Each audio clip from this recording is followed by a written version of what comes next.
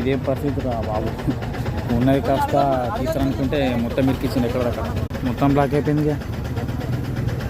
నాకున్న పరిస్థితి ఏంటంటే ఇప్పుడు ఇంటికి బయట రాదు, ఎందుకంటే ఇటు పక్కకు మొత్తం బురదనే ఉంటుంది, అటు పక్కకు బురదనే ఉంటుంది, ఇటు దాటరాదు, పోతే రోడ్ ఒక్కటే దిక్కు, ఇట్లుంటాయన్నట్టు మా పరిస్థితులు.